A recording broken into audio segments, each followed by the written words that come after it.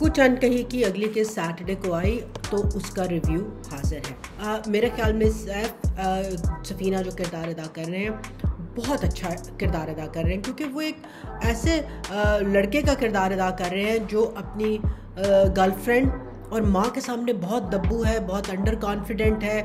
He is not sure of himself what he wants to do. पिछली दफ़ा कहा था कि love triangle between the two brother edge पर मीरा जी, तो अब उसमें असफर भी शामिल हो गए।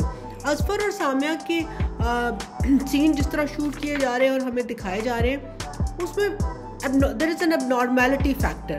फिर उसके दरमियान में आप सलमान आलिया स्ट्रेस फैक्टर को भी ऐड करना चाह रहे हैं कि उनका लव है या नहीं है।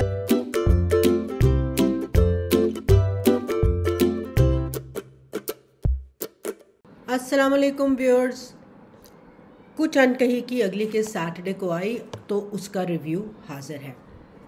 क्या अच्छा लगा क्या बुरा लगा, थोड़ी सी कहानी ने जान पकड़ी है, मगर कुछ चीज़ें बहुत रिपीटेटिव होती जा रही हैं। मगर बात करते हैं अच्छी चीज़ों से। मेरे ख्याल में सैफ सफीना जो किरदार अदा कर रहे हैं बहुत अच्छा किरदार अदा कर रहे हैं, क्योंकि वो एक ऐसे लड़के का किरदार अदा कर रहे हैं जो अपनी गर्लफ्रेंड और माँ के सामने बहुत दब्बू है, बहुत अंडर कॉन्फिडेंट है। He is not sure of himself what he wants to do, अपनी राय के बारे में।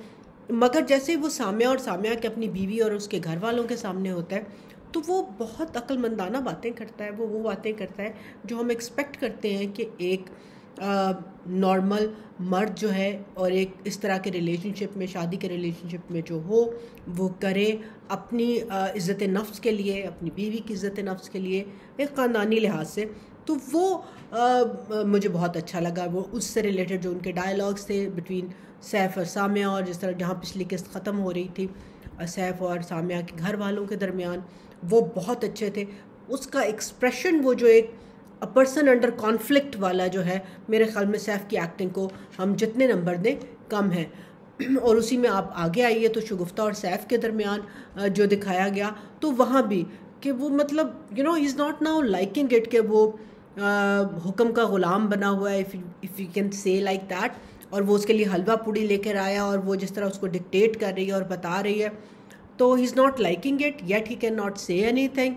तो वो अब उन दोनों का कैसे पैन आउट करेगा, I am really looking forward to that, क्योंकि शायद वो वाली कहानी ज़्यादा अछूती है और ज़्यादा अच्छे तरीके से बयान की जा रही है एज़ कम्पेयर टू हीरो और हीरोइन की कहानी से, सलमान और आलिया की कहानी। और जैसे मैंने पिछली दफ़ा कहा था कि love triangle between the two brother edge पर मीरा जी, तो अब उसमें असफर भी शामिल हो गए।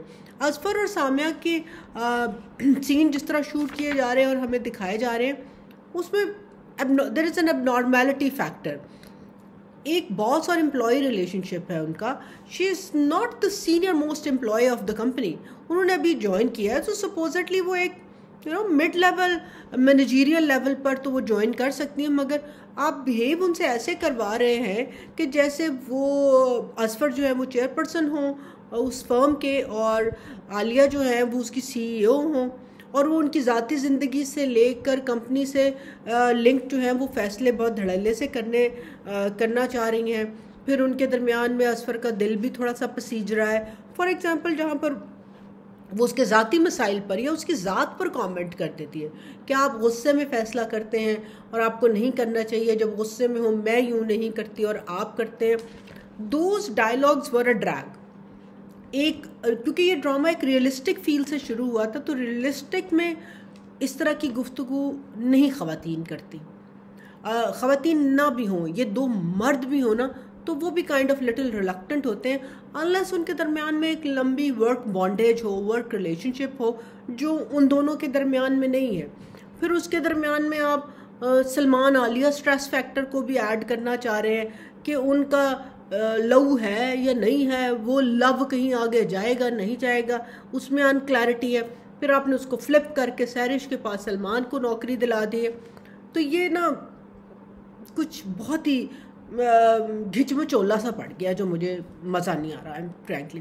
फिर और जिस चीज़ का मुझे मज़ा नहीं आया वो ड्रैग था जो पिछली किस्त से इस किस्त में भी एक सेगमेंट ले गया, अम्मा अब्बा के दरमियान एक दूसरे पर शक करना और उससे रिलेटेड नोक झोंक। मच के वो डायलॉग बड़े मज़ेदार थे और वो उसकी कॉमिक टाइमिंग बहुत अच्छी थी और वो उसका कॉमिक रिलीफ था।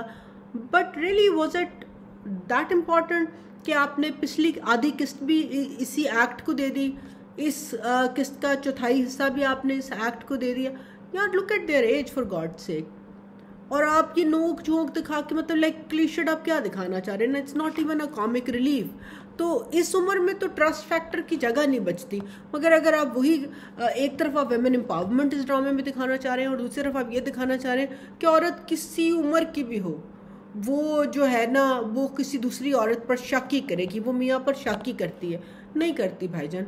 वो शक करने से पहले मियाँ दी बूथी तो वेख ले ना, ਉਹਦੀ उम्र ही वेख ले, ਉਹਦੇ अपने दंद बंदे ते डिगे पे ने तो उन्हें की इस वेले अपनी पुरानी मोहब्बत को याद करना, और कर भी लेगा तो क्या कर लेगा बेचारा। तो मुझे I am sorry, I did not like that at all. फिर दोबारा हमने शकील और तानिया की झिक झिक बिग बिग दोबारा डाली। शकील एज का किरदार जो है अदनान अदा कर रहे हैं और मैं शुरू से उसकी बड़ी फ़ैन हूँ क्योंकि उनके कॉमिक टाइमिंग, उनकी डिलीवरी बहुत खूबसूरत है।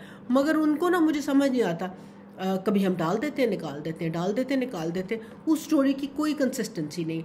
अब ये जो उसका प्रोजेक्ट है, ये ड्रामे की कोई 5वीं 6ठी 7वीं किस्तें हमने शुरू किया है कि एक प्रोजेक्ट है और हम 17वीं किस्त में आ गए, वो प्रोजेक्ट ही चल रहा है और उसने फिल्माए जाना है। तो चलें जी, नेहा को लेके आप एक लोकेशन पर शूट करने प्रोजेक्ट चले गए। अब उस दरमियान में जो सारी गुफ्तगू है यार, मतलब कंटिन्यूस वही गुफ्तगू कि मैं तेरे प्यार में पागल, मेरे वाल ताकते सही, और वो खबरदार मुझसे बदतमीज ना हो गया ना। 1 दफ़ा 2 दफ़ा 3 दफ़ा 4 दफ़ा, कितनी दफ़ा हमने how many times do we want to repeat the same message and the same thing. या तो उसमें कोई नॉवेल्टी हो ना, वो भी हमें नज़र नहीं आ रही। और एंड में अगर आपने इन दोनों का आपस में मिलाप भी करा दिया तो फिर तो ये बहुत ड्रैग होगा।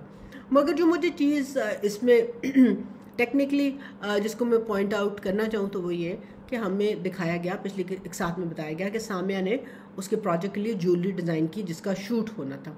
अब वो ज्वेलरी अगर आप पिछली 2 किस्तों में उठाकर देख लें तो वो बीड्स की ज्वेलरी थी, ब्लू ऑफ वाइट इस तरह के कलर्स की ज्वेलरी थी। वेराज ये ज्वेलरी जो थी ये काइंड ऑफ मेटल की ज्वेलरी थी और इतना बड़ा सेट बनाते नहीं दिखाया गया। और उसमें था कि बहुत सारी उसने ज्वेलरी डिज़ाइन करनी है, इधर आपने एक ही सेट दिखाया और आपने पूरा अगेन 1/4 जो है किस्सा वो उसके शूट पे नेहा का इधर से उधर पे दिखा दिया, कभी इस एंगल से कभी उस एंगल से, एक ही उसका जोड़ा, एक ही उसका सेट। तो वो किधर गया ना। अगर एक आप फैशन डिज़ाइन का या ज्वेलरी का प्रोजेक्ट बना रहे हैं तो एक ही कपड़े एक ही सेट थे, तुसी इन्ना टाइम लाया सी। तो देयर डायरेक्टर साहब आप थोड़ा सा यहाँ पर भूल गए कि उसने क्या किया था। फिर वहाँ से वापस निकलते हैं तो वो नेहा को कहते हैं अच्छा जी गाना ही सुना दो। तो अगेन जैसे मैंने आपको कहा, जब जहाँ वो क्लियर दिखा रहे हैं वहाँ पर इस ड्रामे ने उनको मेन स्ट्रीम नहीं किया, उनको नॉवेल्टी नहीं दिखाई, उसको क्लीशेड ही दिखाया। अब वो गाना भी उसमें क्या गाया, हमको जूली नहीं मांगता, हमको फलाना नहीं मांगता। अब अगेन ये वाले गाने हम रिलीजियस एसोसिएट करते हैं कि ये इस तरह वाले गाने जो हैं यही गाएंगे, उनका तलफ़ुज़ ठीक नहीं होगा। ठीक है भाई, हम भी पेंट हुए हैं, हमारा भी उर्दू का तलफ़ुज़ ठीक नहीं, मगर उनको हम हिंदी तलफ़ुज़ से, एक हिंदू को हिंदी तलफ़ुज़ से क्यों दिखा रहे हैं जबकि वो पाकिस्तानी है, जबकि वो सिंध में रहता है। उसका सिंधी तलफ़ुज़ों में मानने को तैयार हूँ। सिंध में बहुत से हिंदू रहते हैं, बहुत खूबसूरत सिंधी बोलते हैं, इसलिए कि वो पले बड़े हैं वहाँ पे, उनकी उर्दू बहुत साफ है। तो ये कौन सा वाला आप दिखा रहे हैं ना, why do we have to be clichéd about it. तो ये मुझे जो है इस बात ने थोड़ा तकलीफ़ दिया। इसके अलावा जो चीज़ मुझे बहुत अच्छी लगी वो सबसे बेस्ट सीन आई थिंक था, और जो शायद किस्त की जान कहा जा सकता है, वो अब्बा मियाँ और आलिया के दरमियान की गुफ्तगू है कि जब वो रात को लेट वापस आती है और वो खाना खा रही होती है, वो पूरा सीन उसमें एक्टिंग आगाज़ जी की और आलिया की, it was so natural, it was heart touching कि किस तरह वो लेट आ रही है, खाना खा रही है, जिस तरह, और हम सारे अक्सर यही करते हैं, दफ्तर से घर लेट आते हैं तो रोटी हाथ में पकड़ी, प्लेट ले आए, पानी भूल गया, वहीं से खाते खाते पानी ले आए। तो अब्बा जिस तरह आकर उसके जो जितनी माशी जिम्मेदारियों को वो घर की शोल्डर कर रही है और जिस स्ट्रेस से गुजर रही है, जिस तरह उसका अहाता करते हैं, जिस तरह उसको प्यार करते हैं, and that expression between the daughter and father, मज़ा आ गया, बहुत खूबसूरत, दिल को छू देने वाले और एक्सीलेंट मैसेजिंग। मगर अनकही, please pull up your socks, we want more from you. So let's see what happens next time. खुदा हाफिज़।